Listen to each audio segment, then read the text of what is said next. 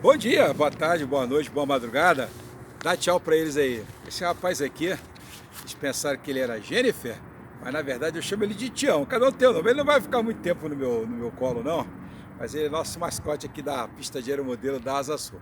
Vai lá, vai, Tião, que eu vou gravar um vídeo aqui, ó. Bom, então eu estava conversando com vocês sobre essa questão do New Mindset, né?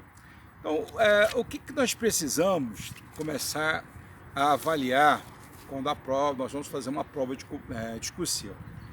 Por exemplo, nós temos uma prova do BRB, em que nós temos o cargo de escriturário, nível médio, e o cargo de advogado, nível superior. Então, o primeiro passo que a gente tem que fazer, ó, tem que tomar, ler o edital. Mas não é uma leitura superficial, não é aquela leitura que você fala, já sei que eu tenho uma redação, de advogado são duas questões e tal. Não, não é só isso. A gente precisa, por exemplo, ter cuidado com os critérios de correção. O que essa banca está se propondo, o IAD está se propondo? Você sabe que o IAD é uma banca que já realizou vários concursos aqui em Brasília, é uma banca que não é tão conhecida como o Sebrasp e como FCC, Consulplan e FGV, mas ela é uma banca que vem desenvolvendo alguns trabalhos aqui em Brasília. Então, primeira questão é, quais são os critérios de correção? E às vezes a gente tem que ter muito cuidado com isso. Por exemplo, no caso do edital de escriturário e no caso do edital do advogado, há duas peculiaridades que você deve levar em conta enquanto candidato. No de escriturário, nós teremos uma única peça, de 20 a 30 linhas. Veja que 20 a 30, inclusive muita gente, Dini, por aí, por que isso?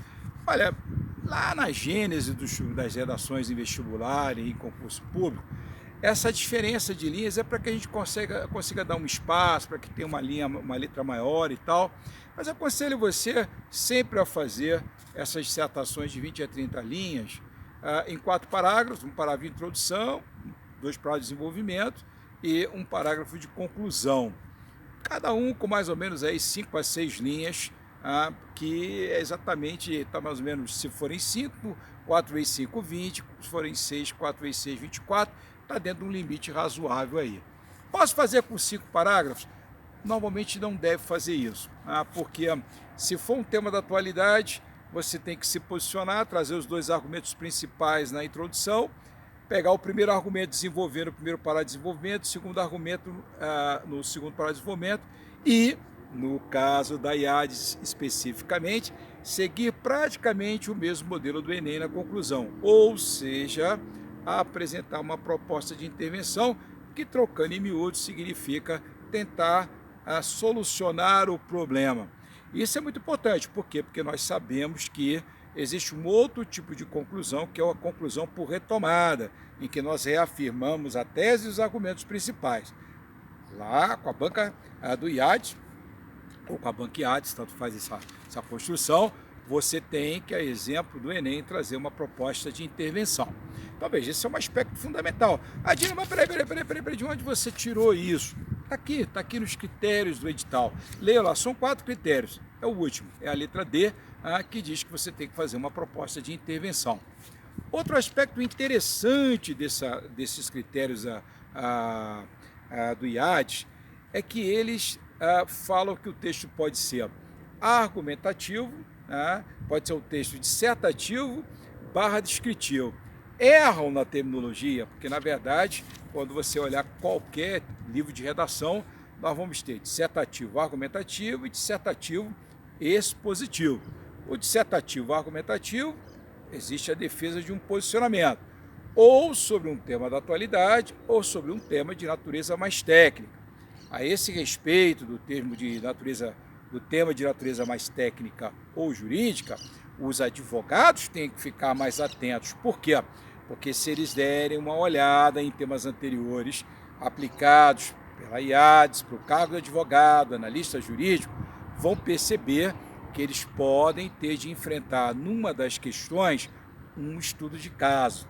Então, eles também vão estar no campo argumentativo, porém com uma visão centrada na jurisprudência, na doutrina, e isso exige mais preparo. Muito bem, é possível também, de acordo com os critérios apresentados pela banca, ter um texto expositivo. E o que isso significa no caso dos escriturários? É possível que se pegue, por exemplo, um determinado tema, né? Um tópico lá do anexo 1, está lá escrito no edital também, que o anexo 1 é onde está o conteúdo da prova discursiva, e pedir que ele classifique. Classifique, já houve provas desse tipo, por exemplo, o CNJ, quais são as características e os requisitos do ato administrativo.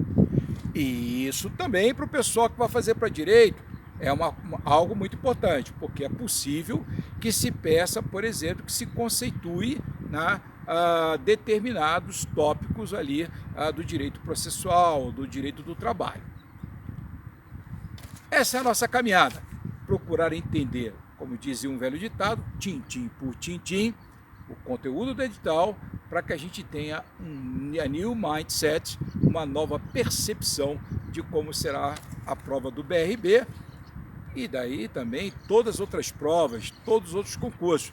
Você começa por uma leitura atenta e minuciosa do edital. Não esquece de colocar o seu like aí, visite a nossa página redaçãoaplicada.com.br. É sempre um prazer estar com você.